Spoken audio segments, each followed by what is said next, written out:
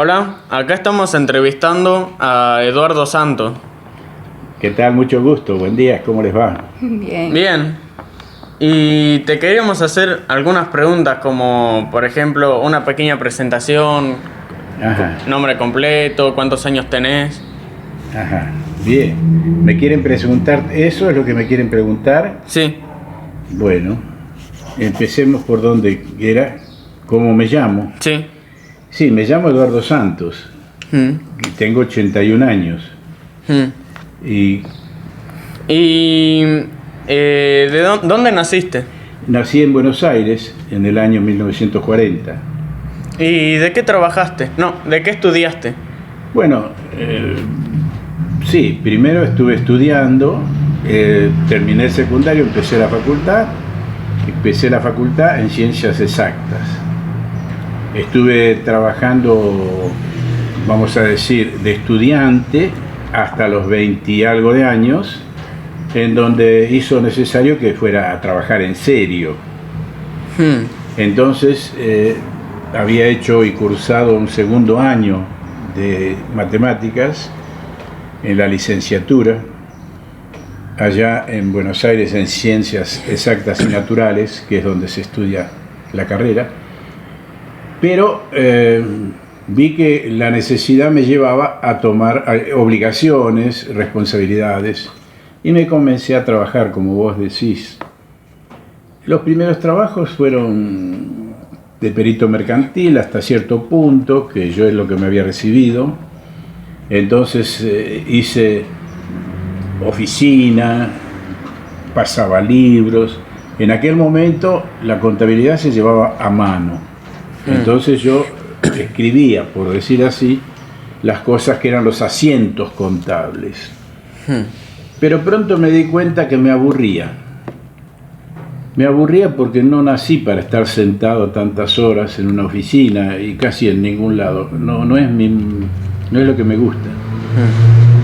Y a la vez la carrera se me fue enfriando porque yo no era tan abstracto como me pedía ciencias exactas, como me pedía matemáticas, que me pedía trabajar con cosas que no conozco, con cosas ideales. La matemática es muy abstracta y yo no soy tan abstracto, no llego. Entonces se me fue distanciando el estudio y me fui dedicando más a trabajar. Como yo no estaba conforme en trabajar de escribiente, me empecé a orientar por dónde era que yo sentía mejor mi tarea. Y sin darme cuenta, caí en vendedor. Y ahí empieza mi verdadera historia adulta, vamos a decir, cuando dejé de ser secundario, cuando dejé de probar qué quería hacer después del secundario, y cuando me di cuenta que me había equivocado en la carrera, me había equivocado en el secundario, comencé a descubrir qué es lo que yo quería hacer en serio. Y hasta hoy creo que no me di cuenta qué es lo que quería hacer, pero sí te digo lo que pude hacer. Lo que pude hacer fue vender. Usted me dice de que no se sentía cómodo con las ciencias exactas, ¿puede ser? ¿O? Bueno, claro, ¿sabes cuál fue la base de la incomodidad? Que Sí. mentalmente yo me fui dando cuenta que mi grado de abstracción no podía alcanzar los niveles que la carrera requería. Es como que me di cuenta o que la carrera me quedaba grande, o yo que estaba chico, o que no era para mí. Ya. Por algo no coincidíamos. Sin embargo, es lo que sigo amando. Yo sigo amando lo abstracto, la matemática, la filosofía, pero es como parte de un hobby, como parte de una naturaleza mía, pero no para que me obligues a vivir en ese lugar. Yo en ese lugar es como que paseo. A mí hoy la matemática y la filosofía son parte de un recreo. La física, la cuántica, me encantan. Como un pasatiempo. Yo algo más que como pasatiempo, como si fuera la base de lo que pienso en serio. Ya. Y lo otro es lo que tengo que hacer para vivir. Bien. También tenía la duda de que puede ser que lo haya tomado por ahí, pero no se sentía muy conforme a trabajar de eso, o que su vida se circulara a eso, quiero decir. Creo que decís algo lindo. Ajá. Yo creo que uno va viviendo sin saber qué es lo que está buscando exactamente, a menos que tengas mucha vocación. Si vos naciste para pintor y lo único que querés es agarrar el pincel y cuando ves un lienzo te desvivís, quiere decir que las condiciones de pintor están dadas en tu naturaleza y en tu vocación. Pero si vos vas dando vueltas sin saber exactamente a dónde querés llegar, cuál es tu puerto, porque no lo tenés claramente definido, se te transforma en una búsqueda. La vida es una búsqueda. Una completa aventura. Siempre es una búsqueda. Entonces, bajo ese punto de vista, que él me preguntó por qué estoy acá, es porque en algún momento, seguramente, me puse en el papel de un marino, un marinero. Ya. Agarré un barco y empecé a navegar. Entonces, sin tener un puerto definido, sigo dando vueltas en la vida. Entonces, estuve en Buenos Aires, estuve en Córdoba, de Córdoba a Buenos Aires, de Buenos Aires a Tucumán, y ahora no sé para dónde seguiré. Posiblemente, por razones de edad, no siga en otro lugar, pero no me faltan las ganas. En una palabra, dejé de ser secundario, dejé de ser hijo de papá y mamá, me quise largar a estudiar matemáticas, lo quería, me parecía, la mente mía es de tipo abstracto y irrazonable, o sea, me gusta el razonamiento así lógico, pero no llego a tanto, es decir, no es para tanto. Ahí me di cuenta que lo tengo que tener, pero no para fanatizarme. En definitiva, la venta ha sido la relación con el humano, la forma de comprender al otro y que el otro me comprenda, el gusto de que el otro compre lo que yo le ofrezco, que es una manera de que me compre a mí. Porque cuando vos vendés algo, lo más interesante es que a vos te reciban, que a vos te compren, y después compran lo que vos le traes. Y eso a mí me parece que es apasionante. Vivir con los demás, tratando de lograr llegar a los demás, y vos ser vos mismo, me parece que es un gran secreto de la vida. Qué impresionante. Bueno, quería, partiendo de dos preguntas en sí, con lo que usted me decía de los viajes y todo lo que usted en sí es, le quería preguntar si tiene exactamente un motivo, tiene en claro un motivo para, digamos, hacer todo lo que hizo, haber hecho todo lo que hizo. ¿Algo lo motivó o solamente es como que se dejó llevar más que nada? Linda la pregunta que me haces. En una palabra, vos me estás preguntando si la vida me llevó o yo fui llevando mi vida, más o menos, sí, a grandes con algo rasgos. con algo que lo motive. O sea, si hay algo que me va llevando a mí, o si yo con ese barco que doy vuelta no sé para dónde voy, no. Yo pienso que es difícil que una persona no tenga una vocación de ser algo. Tiene que tomar decisiones. Sin ninguna duda, una de las condiciones de la vida es que vos sepas tomar decisiones. Si vos me preguntás cómo veo mi pasado, si lo cuestiono, cómo veo mi presente y mi futuro, yo te diría a grandes rasgos que es toda una natural coordinación. Cada época, cada edad va dando lo suyo y uno va respondiendo con lo que significa cada edad. Te doy un ejemplo. Yo, teniendo ahora 81 años, vos me podrías preguntar ¿qué te dio la vida y qué esperás de la vida? Entonces yo te contestaría de esta manera: la vida me dio todo lo que soy hoy y espero que me dé todo lo que aspiro para mañana. ¿Y qué aspiro para mañana? Ser tan feliz como soy hoy. Muy hermoso. Ya para dejar un poco de lado, digamos, en sí, su pasado, por así decirlo, ¿algún acontecimiento que haya vivido que no pueda olvidar en su niñez? Digamos, un acontecimiento importante. ¿Que no pueda? Olvidar de su niñez, algo que lo haya marcado. Algo que me marcó. Sí. Ahí tenés una pregunta que para mí es difícil, pero ¿por qué? Soy un individuo con muy poca memoria, con muy poco pasado en términos de vivenciar. Yo vivo mucho los gratos recuerdos que son simplemente una sonrisa de lo vivido, y los momentos malos, aquellos que me pudieron haber herido y mortificado, que los tuve, que sufrí, los voy dejando en un lugar que se llama el olvido. Y vos podés creer que lo hago de tal manera que logro que sea cierto. O sea, me convenzo a mí mismo que no me sirve lo que no me sirvió. Y lo desecho. Yo viajo con el carro vacío, es decir, no cargo las tonteras, ni los pesos malos, ni las malas cosas del pasado. Yo vivo el presente tratando de volver a poner los limones y los melones que no estén podridos.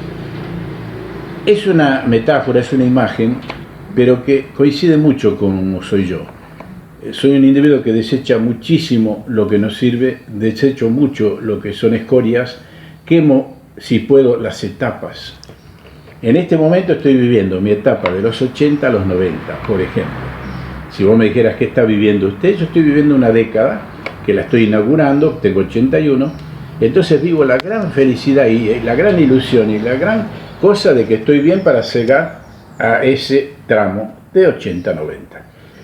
No cabe duda que tengo también la posibilidad de vivir de los 90 a los 100, es decir, no me limito a los 90, pero sí me marco una especie de proyecto de década y a mí me hace bien. ¿Yo qué quiero conseguir en este momento? Estoy solo. Estoy solo, estoy viudo. ¿Qué quiero conseguir en este momento? Vivir, si puedo, como he vivido toda mi vida hasta hoy, acompañado por alguien. ¿Quién es ese alguien? Es un signo de interrogación. No sé quién ni cuándo aparecerá o no.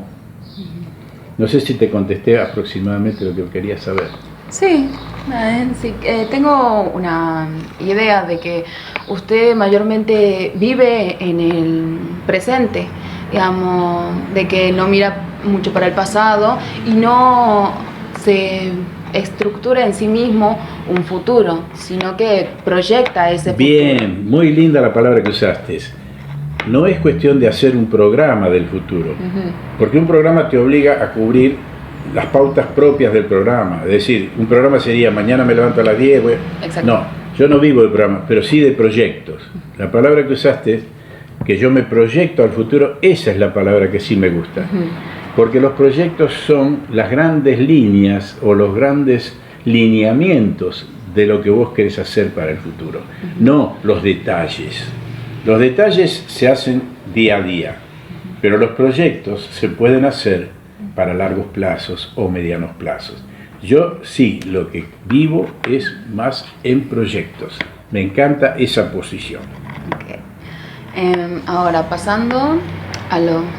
Antes mencionaste que estabas viudo. ¿Cuándo te casaste? ¿Tuviste hijos? ¿Cómo fue eso? Bueno, esa parte familiar es interesante, porque es realmente una parte muy importante de la vida de cualquiera, ¿no es cierto? Bueno, sí, yo me casé verdaderamente en una mediana edad, casi los 30 años, 28 años tenía yo.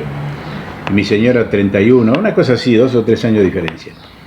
Lo lindo del caso es que yo soy porteño y me casé con una persona que es jujeña. Yo venía de la gran ciudad, un tipo piola, y me casaba con una paisanita, una jujeñita. Bueno, eso que parecía así tan lindo, y que yo era el piola de la película, terminó siendo que no era tan así. ¿Por qué? Sencillamente porque el equilibrio de mi señora, la sensatez en sus modos, la forma de atemperar mis, de pronto, arrebatos o las velocidades de un tipo de ciudad, me hicieron bien. O sea que me casé en una edad razonable, los 28 era buena en esa época. Tuvimos hijos más o menos rápido, al año y demás, tuvimos 3 hijos, 2 de ellos más o menos cercanos, con 4 años, y el último ya más lejos. Y mi señora lo programó para que nos acompañe en la vejez, que viene a ser mi hijo actual, que se llama César, que es mi compañerito de cosas, como andar en moto y hacer cosas. Quiere decir que el programa de mi señora sigue funcionando. Así que, bueno, la familia fue el gran motivo de mis tareas, es decir, En todo lo que yo pretendí ser, sobre todo predominó ser un padre de familia y sobre todo un esposo. Es decir, el concepto de familia para mí sigue siendo fundamental, absolutamente fundamental.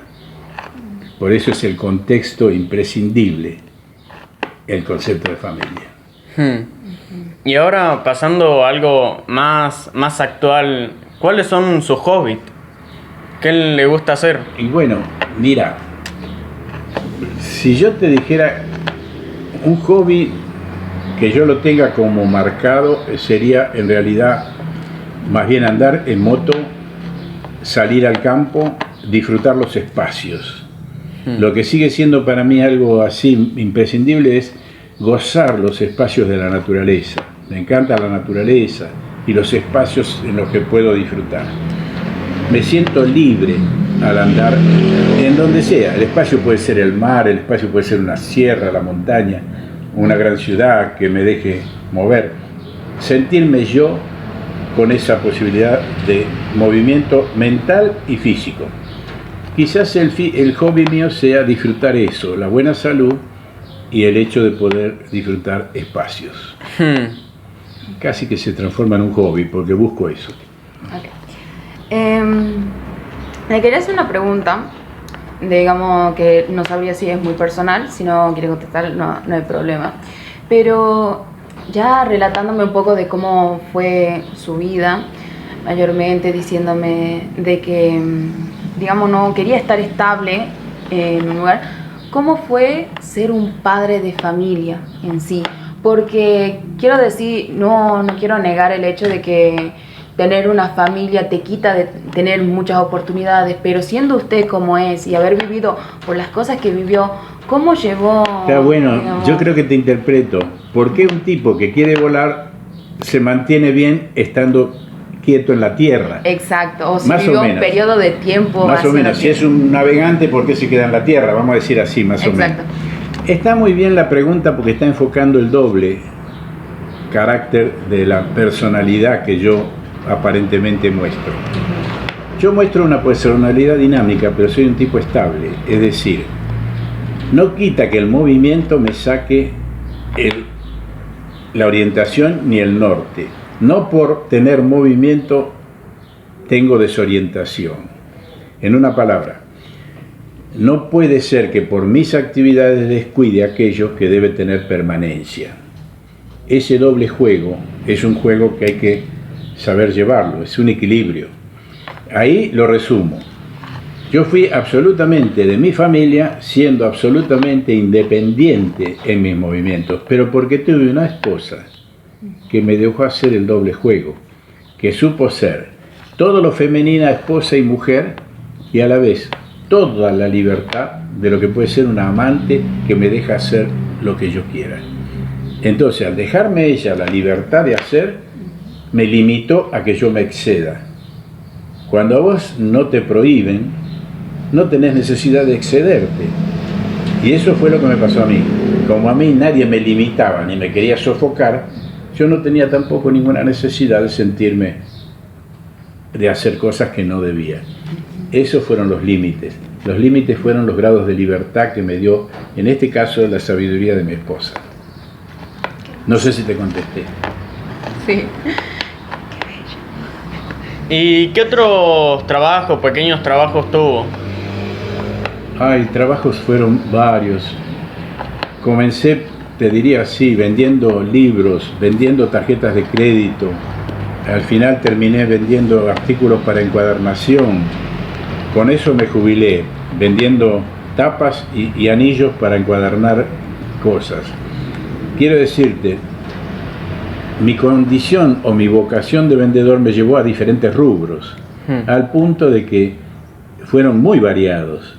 Ahora vos me dirás, ¿y por qué cambiaba? Y cambiaba por una razón, porque de ser de pronto empleado, comencé a ser un poco comerciante, entonces en vez de vender para otros, llegó un momento que vendía para mí. Y ese fue un poco el grado de evolución. Vendedor, pero vendedor a veces sos para terceros y de cosas de otros, y de pronto empezás a ser vendedor de cosas que vos manejás como tuyas, que es un poco lo que hace un comerciante. ¿Y algún extra que le guste hacer? Y bueno, si vos me decís el extra, casi que lo traigo como una muleta, es escribir, que yo lo llamaría en realidad no escribir, es expresar las ideas. Yo no me siento escritor, a pesar de que en algunas antologías participé y en varias, como uno de ellos, como uno de los que escribía, en microrelatos. Sin embargo, yo me la paso escribiendo en este momento en algo que se llama Facebook, que para mí dejó de ser la hoja en blanco. Como yo borro y qué sé yo, con tanta facilidad en la computadora, ya no escribo más con lapicera. Escribo directamente en la computadora. ¿Y qué hago yo? Lo único que hago es vivir mis ánimos, saber traducirlos en palabras y volcarlos en escritos. Entonces, a mis amigos les brindo casi diariamente mis cosas, entre comillas, que son o las que soñé, las que pasó, pero nunca con una premeditación, siempre con la espontaneidad de lo que surge. En eso soy un poco surrealista. Escribo sin meditar o pensar, que la razón no gobierne lo escrito, sino que lo escrito sea lo que siento, lo que vivo. Ese es sí uno de mis pequeños secretos de ahora, de época, que lo vengo manejando hace años, ¿no? Es algo que ya me sigue. Sí, es algo que ya me sigue. Y que algunos dicen que debo dejar, que debo hacerlo. Porque, No, ¿para qué? que debo hacerlo porque... Si a usted le gusta. Y además porque expreso quién soy, porque vos sabés que cuando uno escribe no puede dejar de decir quién es decir, quién es o qué es. Bien, pasando ya un poco de nuevo a lo que vivió. ¿Qué fue llegar a Tucumán para instalarse aquí? ¿Qué? ¿Qué fue para llegar a ¿Cómo Tucumán? ¿Cómo llego a Tucumán? No, más bien, ¿qué impresión le dio o qué hizo al poner un pie en Tucumán? Lo primero que hizo. Sí. Bueno, mira, llegar a Tucumán era salir de Buenos Aires de nuevo, porque cuando yo vengo a Tucumán era la segunda vez que volví a Buenos Aires, después de haber ido a Córdoba y vuelto a Buenos Aires. En realidad yo llego a Tucumán con muchas ganas de salir de Buenos Aires. Buenos Aires me asfixiaba, me di cuenta de que no era mi lugar porque la gente competía con la gente y era como quererse sacar la silla para que el otro se caiga. Te lo digo en esa forma más o menos metafórica. Ya me aburría eso, no me gustaba a mí estar lidiando con alguien para sacarle el puesto o que el otro me la saque y eso no me... Claro, las provincias en ese momento ofrecían un panorama más abierto. Sobre todo a mí me favoreció que siendo una persona entrenada en Buenos Aires, en Tucumán lo apreciaban. Y sigue siendo un poco así, se aprecia la persona que viene con una preparación de una ciudad grande o de un lugar exigido, en una provincia suele aceptarse. Es un tipo entrenado, un tipo con disciplina, un tipo que sabe lo que va a hacer. Yo llego un poco con esa condición.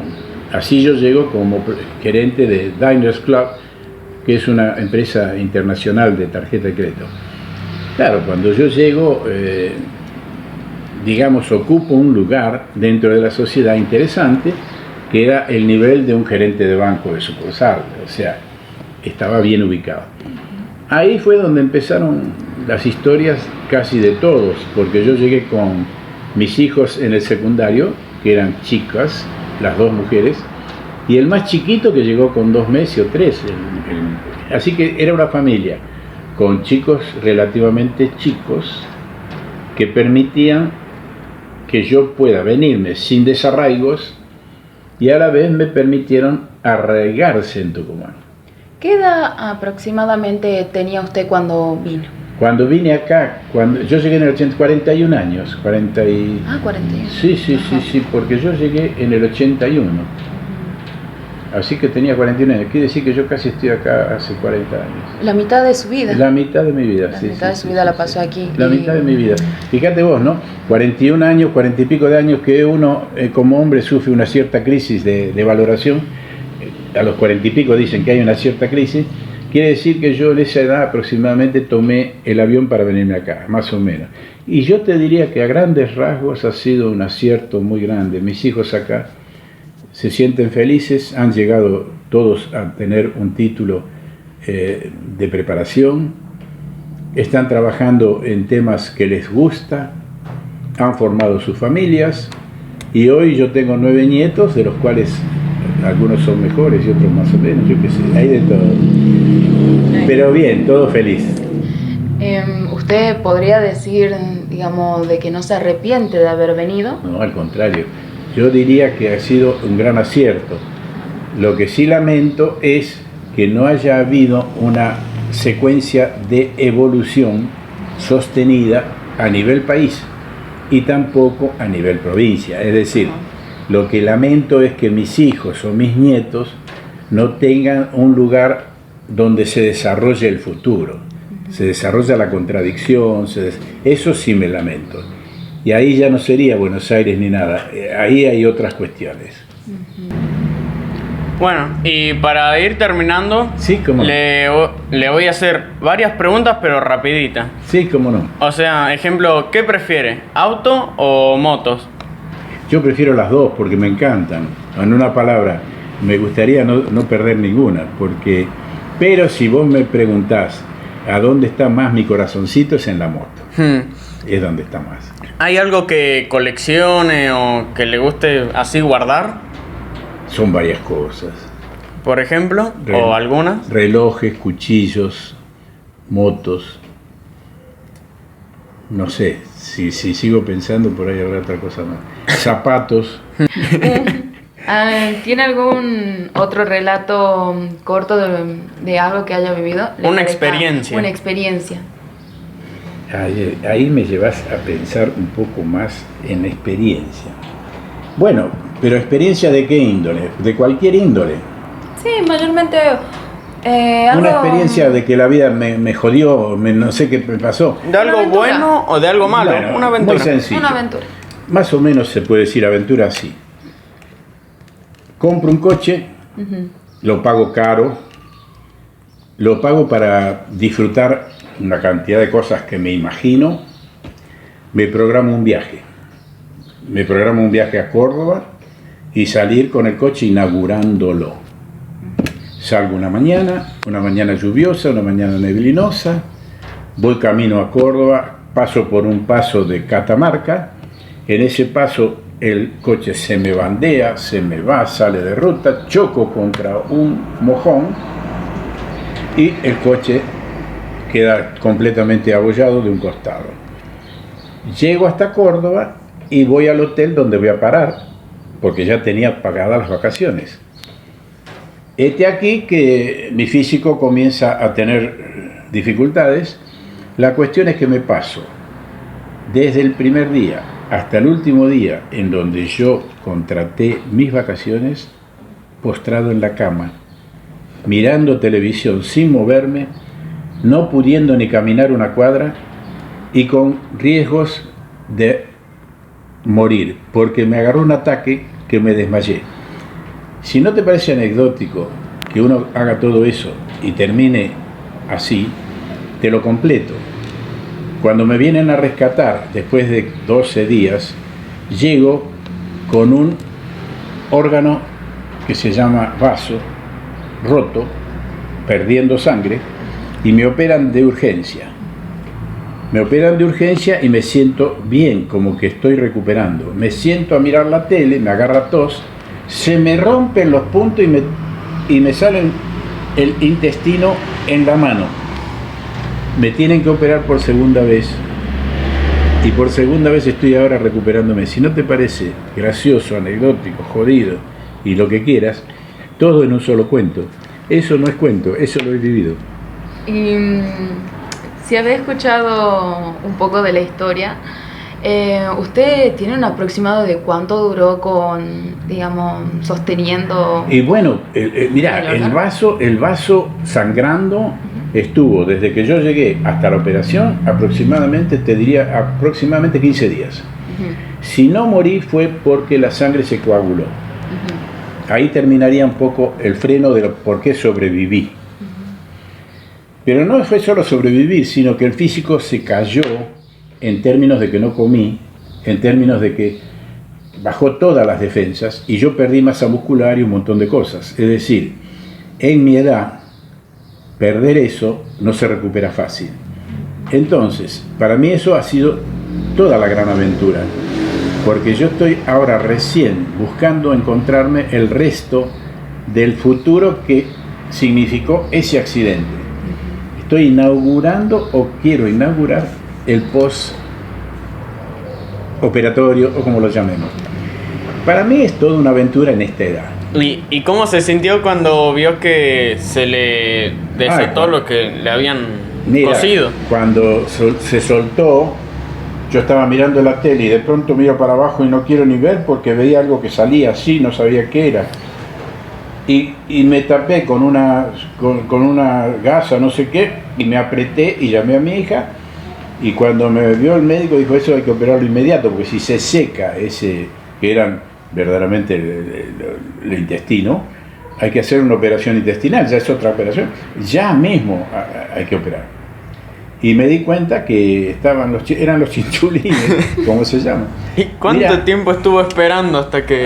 Toda una noche. Me mandaron porque tuve que esperar que estuviera el quirófano, así que hice una noche en guardia. Entonces en la noche tuve que dormir así como podía, agarrando y tapándome el coso. Toda una noche sosteniendo y en una guardia, o sea, en una camilla, y había uno que pobre estaba ahí enfrente, lo habían apuñalado o le habían metido unas balas, y cada tanto se quejaba y qué sé yo. O sea, yo estaba compartiendo las esperas de lo que era una guardia de hospital. Y bueno, y todo eso me pasó, o sea, si eso no es anécdota, yo no sé qué más contarte, porque es lo más pintoresco que me pasó. Ya no te cuento cómo me desmayé en el hotel ni nada, porque para mí eso ya casi es menor. Pero fue lo primero que me pasó, la descompostura. Pero ni la cuento, porque ya, viste, ya hasta me olvidé lo que me pasó. Y fue una de las cosas peores, porque cuando llegué y me descompuse y demás, y me caí desmayado en el baño. Pero bueno, eso fue. Pero vos imagínate, hoy estoy programando ya mi próximo viaje, ya tengo programado para irme ahora de nuevo a Carlos Paz, me voy ahora el 7 de octubre, o sea, me voy ahora, pero voy con un grupo de personas. Ajá. Y ya tengo para febrero programado irme a Córdoba también, pero al río, a ver, a disfrutar la naturaleza. Es una gran anécdota. No muchos podrían contar, digamos, un suceso de su vida donde tuvieron que tener su propio... Vos fíjate cuántas cosas coinciden, ¿no? Que yo hago un gasto grande en el coche porque fue un gran sacrificio. Sí. Lo quiero inaugurar como si fuera una fiesta. Y mira lo que me pasa. O sea, no deja de ser para mí anecdótico. Es decir, es algo que me pasó, pero bueno. Yo creo que más que personas que no se atreverían a contar, personas que creo que no sobrevivirían más que otra cosa. Eso dijo un médico hace poco, dice, la suerte que tenés que lo podés contar, dice, porque las circunstancias... Ahora, si vos me decís, algo de lo que usted es ayudó a lo que pasó, y sí, uno participa un poco de lo que sucedió. Vamos a decir que el accidente en sus principios era el no salir un día de lluvia con tan mal tiempo, ponele el caso, es el primer riesgo asumido. Con un coche que tiene caja automática que yo no conocía, segundo riesgo que estaba tomando. En un camino que tampoco hice nunca, si vos te pones a pensar, hay condimentos de cierto riesgo asumidos ya desde el principio. Después viene lo otro que sería, ¿qué pasó cuando tuve el accidente? ¿Por qué hice lo que hice? Y yo creo que ahí sí también hay otra cosa en la toma de decisiones, porque yo tomé la decisión de quedarme en cama, sin movimiento, postrado y mirando hasta que el físico me dijera si se recuperaba. En una palabra, yo le di al físico la posibilidad de que me diga qué estaba pasando, tomando el reposo. Para mí esa es una tremenda decisión. Yo no obligué al físico a que haga lo que el físico no me dejaba hacer, ni lo obligaba a querer yo con voluntad hacer cosas. Yo escucho al físico. Al escuchar el físico, tengo la gran suerte de que esa cosa me permitió que no sangre demasiado, si no me agarra infección general. Si vos decís que es poco, yo te digo, mirá, no es poco, porque en realidad, si yo hubiera querido hacer otras cosas, como salir, andar, forzar al físico, moverme, posiblemente el órgano se hubiera roto más. Quiere decir que hay pequeñas cosas en la vida que a veces ayudan a las grandes situaciones. Eso hay que tenerlo en cuenta. Bueno, para ir cerrando, quisiera saber si usted, por todo lo que ha vivido y por lo que le falta vivir también, Sí. quisiera saber si usted tiene algún consejo que dar a cualquier edad, no importa. Bueno, interesante. Interesante pensar si uno está capacitado.